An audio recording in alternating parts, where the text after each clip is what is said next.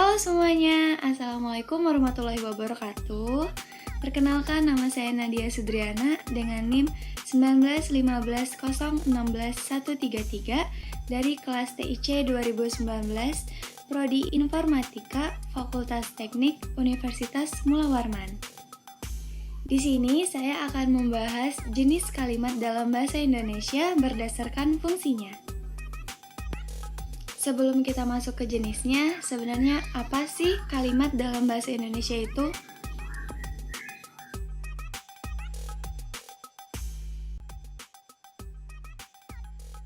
Kalimat adalah satuan bahasa berupa kata atau rangkaian kata yang dapat berdiri sendiri dan menyatakan makna yang lengkap untuk mengungkapkan gagasan, pikiran, dan perasaan. Suatu kalimat dapat dinyatakan sebuah kalimat apabila memiliki subjek dan juga predikat. Jika suatu pernyataan tidak memiliki keduanya, maka pernyataan tersebut tidak dapat disebut sebagai kalimat, melainkan sebuah frasa. Unsur sintaksis dalam kalimat terdiri dari subjek, predikat, objek, keterangan, dan juga pelengkap.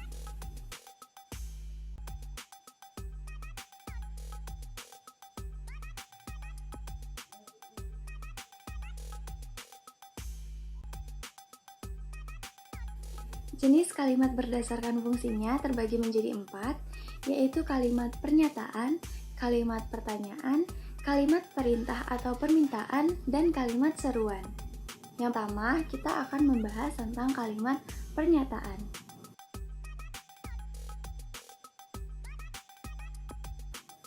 Kalimat pernyataan adalah kalimat yang memberikan informasi atau memberitakan tentang suatu peristiwa. Biasanya kalimat pernyataan disebut juga dengan kalimat deklaratif. Kalimat ini berfungsi menyatakan suatu hal yang biasanya berupa informasi atau fakta kepada orang lain tanpa berharap respon atau balasan. Ciri-ciri dari kalimat deklaratif adalah yang pertama, tulisannya diakhiri tanda titik, yang kedua, berisi informasi, yang ketiga, intonasinya netral, tidak dilebih-lebihkan dan juga tidak dikurang-kurangkan dalam pembacaannya. Dan yang terakhir, tidak mengharapkan balasan dari orang yang menerima kalimat pernyataan tersebut. Contoh kalimat deklaratif adalah, hari ini saya akan bermain basket. Besok ia akan pergi ke Bandung. Dinda tidak ingin ikut ke pasar. Lomba pidato tahun ini dimenangkan oleh Rian. Dosen tidak mengajar karena akan mengikuti rapat.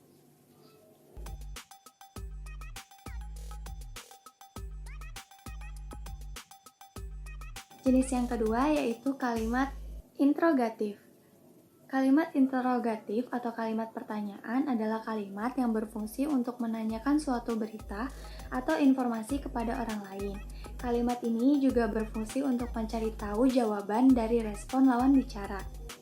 Adapun ciri-ciri dari kalimat interrogatif adalah berisi pertanyaan, adanya fungsi kata tanya seperti apa, mengapa, siapa, bagaimana, dan juga kapan.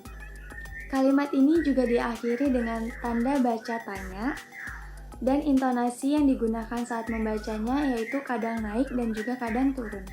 Contoh dari kalimat interrogatif adalah, kapan kamu pergi ke Bandung? Di mana aku bisa membeli tiket konser ini? Berapa harga sekilo buah mangga ini? Siapa yang mengantarmu tadi malam? Dan bagaimana keadaanmu sekarang?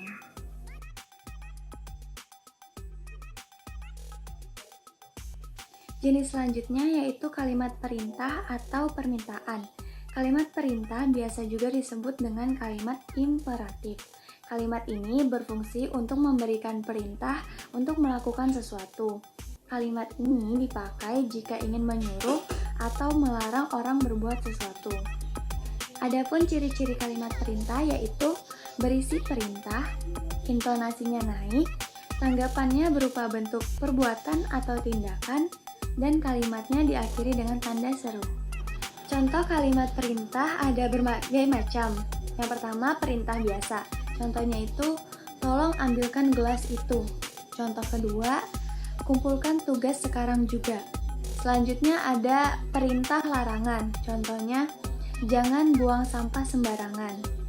Selain larangan, ada juga perintah ajakan, seperti ayo kita menjaga kebersihan lingkungan kita. Selain itu, ada juga perintah yang mempersilahkan, seperti Pak, silakan masuk.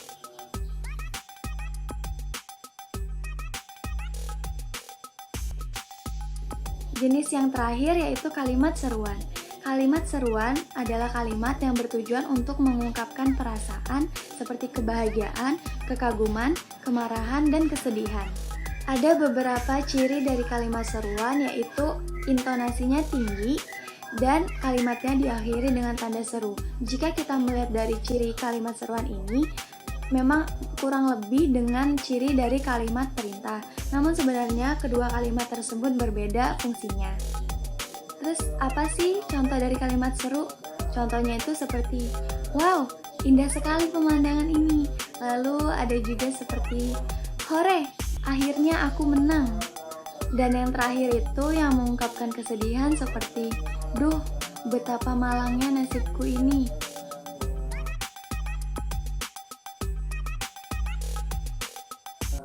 Baik, mungkin itu saja penjelasan saya mengenai materi jenis kalimat berdasarkan fungsinya. Semoga materi yang saya sampaikan ini dapat mengedukasi. Kurang lebihnya mohon dimaafkan. Terima kasih dan wassalamualaikum warahmatullahi wabarakatuh.